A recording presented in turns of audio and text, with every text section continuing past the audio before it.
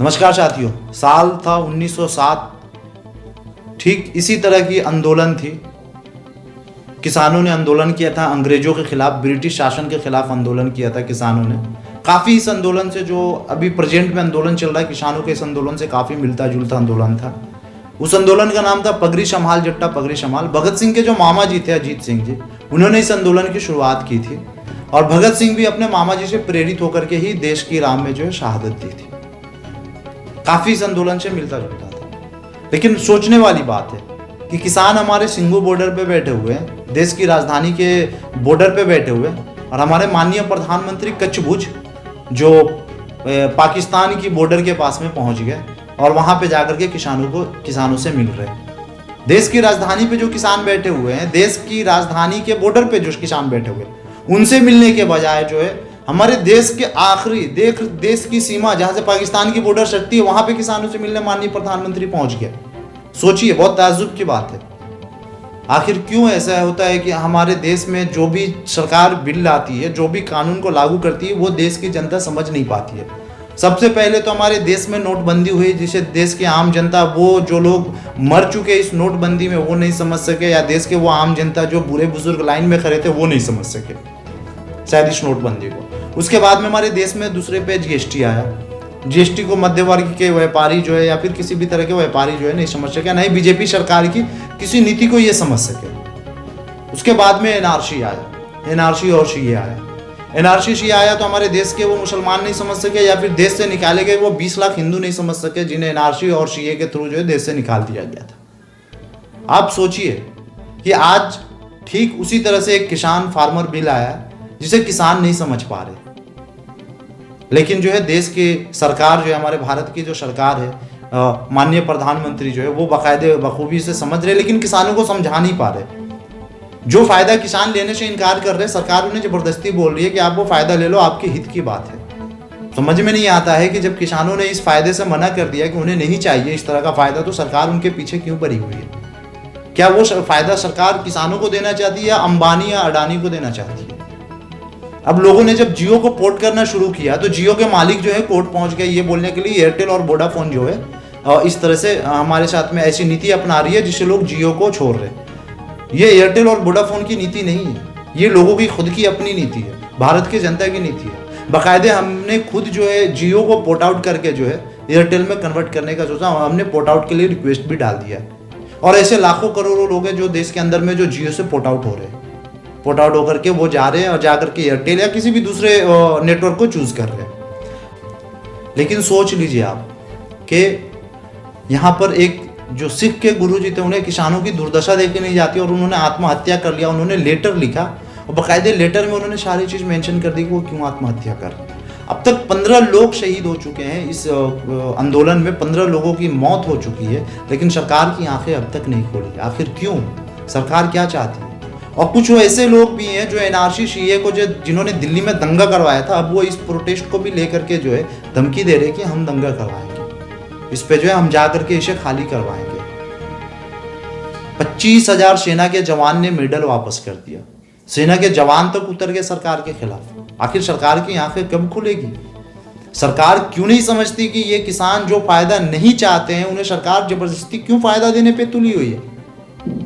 क्योंकि अब किसानों ने ये सिचुएशन देख लिया है कि भारत में इतने एक्सपेरिमेंट हो चुके हैं, हर एक जनता के ऊपर इतने एक्सपेरिमेंट हो चुके हैं कि अब ये एक्सपेरिमेंट के जो है लायक बचे नहीं है। और ये बोले बाकायदे कि हमें और कोई एक्सपेरिमेंट नहीं चाहिए। बीजेपी जितने भी एक्सपेरिमेंट कर रही है वो सारे एक्सपेरिमेंट अनसक्सेसफुल हो जा रहे हैं। वो उस तरह का एक्सपेरिमेंट उन्हें नहीं चाहिए। माननीय प्रधानमंत्री को सोचना चाहिए कि आखिर किसान परेशान है, बूढ़े बुजुर्ग, हैंडीकैप, हर तरह के लोग वहां पर भरे हुए हैं, लेकिन सरकार इनकी बात सुनने को तैयार नहीं है। किसान बोल रहे कि बिल वापिस लो, जो फायदा आपने बनाया वापिस लो, लेकिन सरकार बोली नहीं, हम इसमें संशोधन करेंगे, हम इसे वापिस नहीं लेंगे। अब बाकायदे कुछ ऐसी मीडिया है, देश की ऐसी मीडिया, इतनी बेइज्जत होने के बाद भी हर जगह से उन्हें भगाया जा रहा, हर जगह उनका विरोध हो रहा, उसके बावजूद भी वो मीडिया जो है वहां पर पहुंच जा रही है। इस तरह के मीडिया के लोगों ने भी जो ये आज देश की जो सिचुएशन, इस तरह की मीडिया की वजह से ही ये सिचुएशन है। फिर जो इस आंदोलन को जो है, इस आंदोलन को कभी खालिस्तानी रंग देने का कोशिश किया, कभी आतंकवादी गतिविधि देने की कोशिश की गई, कभी नक्सल, अर्बन नक्सल बताया गया, कभी चाइना का जो है इसे साजिश बताया गया, कभी पाकिस्तान का साजिश बताया गया। हद है भाई। सरकार बीजेपी की है, पूरी देश बीजेपी की है, पिछले 10 साल से माननीय प्रधानमंत्री नरेंद्र मोदी जी है, और देश के अंदर में आज भी आंदोलन चाइना और पाकिस्तान कर रहा है। तो फिर माननीय प्रधानमंत्री आपको होने का क्या फायदा? आप प्रधानमंत्री के पद पे बैठे, अगर आप ही नहीं एक्शन लेंगे, अगर इस तरह के लोग हैं, तो आप इनसे बातें क्यों कर रहे हैं? फिर आप इनकी बातें क्यों सुन रहे हैं? आपके नेता इनके पीछे क्यों भाग रहे हैं? आपके मीडिया इनके पीछे क्यों भाग रहे हैं इनसे बातें करने के लिए? आपको लग रहा है जब ये पाकिस्तान की साजिश है, चाइना की साजिश है, तो आप खामोश रहे, आप इसमें मत बोले। उन्हें जो कानूनी कार्यवाही है वो कानूनी कार्यवाही इस्तेमाल करें, लेकिन आप नहीं करेंगे, क्योंकि आपको पता है कि ये नहीं तो पाकिस्तान की साजिश है और नहीं चाइना की साजिश है। ये तो साजिश आपकी रची हुई साजिश है। जो किसानों के खिलाफ आपने जो साजिश रची है, वो किसान उसे जल्द से जल्द समझ गए। आखिर क्या है इस कानून के अंदर में, क्या ऐसी बात है कि जिसे किसान नहीं चाहते? मैं आपको सिंपल से एक्सप्लेन करता हूँ। एक ही चीज़ पे मैं आपको एक्सप्लेन करता हूँ। पहले ज़माने पे सरकारी स्कूल हुआ करता था जिसमें काफ़ी अच्छी पढ़ाई हुआ करती थी, लेकिन ठीक उसी सरकारी स्कूल के सामने में एक प्राइवेट स्कूल भी खुल गई, जिसकी वजह से लोगों ने, प्राइवेट स्कूल वालों ने ऑफर दिया कि आप सरकारी स्कूल के बच्चों को ला करके आप प्राइवेट स्कूल में पढ़ाएं, हम फ्री ऑफ कॉस्ट में एजुकेशन देंगे। मिशनरी की स्कूल हुआ करती थी इस तरह की। तो लोगों ने सरकारी स्कूल से बच्चों को निकाल करके प्राइवेट स्कूल में पढ़ाना चालू कर दिया। प्राइवेट स्कूल में पढ़ाते पढ़ाते क्या हुआ कि उन्होंने सरकारी स्कूल का बट्टा बैठ गया। सरकारी स्कूल के सारे बच्चे प्राइवेट स्कूल में ट्रांसफर हो गए, और धीरे धीरे प्राइवेट स्कूल ने फी को हाइक कर दिया। इसके बाद में क्या हुआ कि अब लोगों के पास में ऑप्शन ही नहीं था कि वो सरकारी स्कूल जा सके, क्योंकि सरकारी स्कूल का ऑलरेडी भट्टा बैठ चुका था। ठीक इसी तरह की ये सिचुएशन है कि एक तरफ जो है अडानी की मंडी होगी, एक तरफ सरकारी मंडी होगी। सरकारी मंडी अगर 1200 रुपये रेट दे रही है, तो अडानी 2500 रुपये रेट देंगे। अगले 3 साल तक 2500 रुपये रेट देंगे वो। उसके बाद में क्या होगा, ये सारे सरकारी मंडी में जो लोग बेचने वाले, ये सारे के सारे धीरे धीरे अडानी की मंडी में, प्राइवेट मंडी में पहुंचेंगे, और इन्हें 2500 रुपये मिलेगा। अलग अलग तरह के ऑफर्स और बोनस दिए जाएंगे अट्रैक्ट करने के लिए इन्हें। धीरे धीरे क्या होगा, ये सरकारी मंडी का बट्टा बैठ जाएगा, और ये सारे स्टॉक इन्होंने मेंटेन करके रखा हुआ है। ये जब चाहेंगे स्टॉक रिलीज कर देंगे, आप जब चाहेंगे स्टॉक मार्केट में जो सप्लाई कम कर देंगे, जिससे प्राइस हाइक हो जाएगा। ये इनके हाथ में रहेगा। आगे चल के क्या होगा कि जब सरकारी मंडी का भट्टा बैठ चुका होगा, जब दोबारा से किसान आएंगे, तो यही जो है जो 2500 रुपये दे रहे थे, ये 500 रुपये भी देने के लिए तैयार नहीं होंगे। बोलेंगे भाई बेचना है बेचो, नहीं बेचना है नहीं बेचो, क्योंकि अब तो लोगों के पास में ये भी ऑप्शन नहीं है कि सरकारी मंडी जो है। बहुत ही गहरी साजिश है सरकार की जो है किसानों के खिलाफ। ये किसानों को समझना चाहिए कि आखिर सरकार इनके साथ में जो ये कर रही है, ये चीज़ बिल्कुल सही नहीं है। कुछ किसान जो है इनके समर्थन में भी आए, बीजेपी सरकार के समर्थन में भी किसान आए, लेकिन किसान बोल रहे हैं कि वो हमारे लोग नहीं है। अब पता नहीं किस राज्य से, जो भारत के अंदर में पंजाब और हरियाणा एक ऐसा राज्य है जहाँ पे 100% ही अनाज पैदा होता है। लोग जमीन से अनाज पैदा करते हैं। सरकार को सोचना चाहिए, समझना चाहिए कि जो किसान है वो देश की अर्थव्यवस्था की रीढ़ है। किसान और जवान, कभी किसान और जवान को उंगली नहीं करनी चाहिए। ये देश की अर्थव्यवस्था की रीढ़ है। सरकार को कुछ भी करने से पहले सोचना समझना चाहिए। देश में जितनी राजनीति करनी है आपको राजनीति कीजिए, लेकिन किसान और जवान को छेड़छाड़ नहीं कीजिए। किसान और जवान को छेड़छाड़ करने से देश की अर्थव्यवस्था की कमर, क्या देश की ही कमर टूट जाएगी, क्योंकि ये देश की रीढ़ की हड्डी है। एक तरफ जो सिखों के गुरुजी है, उन्होंने जो है आत्महत्या कर लिया, ये बोलते हुए कि किसानों की ये दुर्दशा हमसे देखी नहीं जाती है। दूसरी तरफ इतने सारे किसान भाई जो है शहादत पा रहे, इतनी ठंड में लोग बैठ रहे, लोग इनके ऊपर में इतनी उल्टी सीधी टिप्पणी कर रहे हैं, लेकिन सरकार इनके ऊपर में अंकुश नहीं लगा रही है। सरकार उल्टे किसानों पे अंकुश लगाने की कोशिश कर रही है। आखिर क्यों? क्या ये भारतीय नहीं है? सरकार को सोचना चाहिए कि नहीं तो इसमें कोई खालिस्तानी है, और न ही कोई पाकिस्तानी है, न ही कोई चाइनीज है। ये सब के सब भारतीय हैं, और इनकी भारत सरकार से मांग है, पाकिस्तान सरकार से या चाइना सरकार से इनकी डिमांड नहीं है। इनकी डिमांड गवर्नमेंट ऑफ इंडिया से।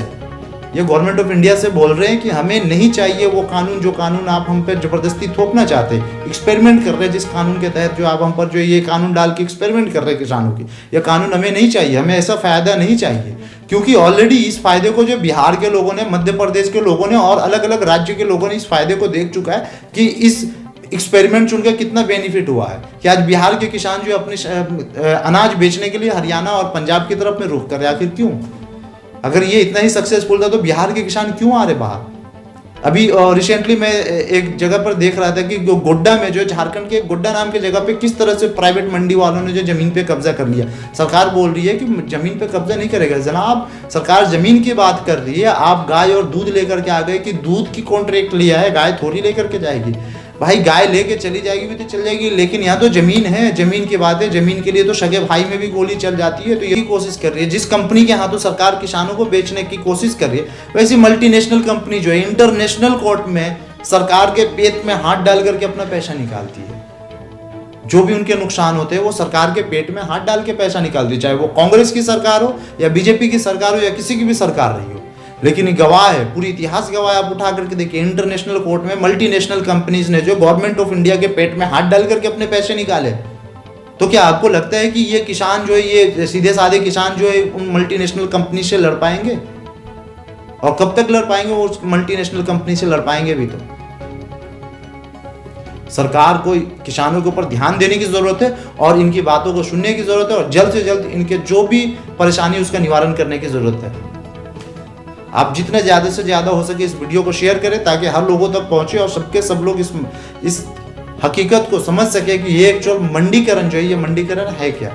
कि मैंने आपको बताया पहले कि एक तरफ प्राइवेट स्कूल, दूसरी तरफ गवर्नमेंट स्कूल, सेम लाइक एक तरफ जो है प्राइवेट मंडी होगी, एक तरफ दूसरी तरफ सरकारी मंडी होगी। धीरे धीरे सरकारी मंडी ठप पड़ जाएगी, प्राइवेट मंडी उठ जाएगी, और इससे आम लोगों को भी परेशानी होगी कहीं ना कहीं। एक साल के बाद, आज तो किसान रोड पे बैठे हुए हैं, एक साल के बाद महंगाई इतनी बढ़ेगी कि आम लोग भी रोड पे आके बैठ जाएंगे। क्या आपने कभी प्याज 50 रुपये किलो, 70 रुपये किलो खाया था? प्याज बकायदे प्याज तो खाया भी होगा 70 रुपये किलो, लेकिन आलू आपने 60 रुपये किलो खाया था कभी? लेकिन इस बार आपने आलू 60 रुपये किलो खाया।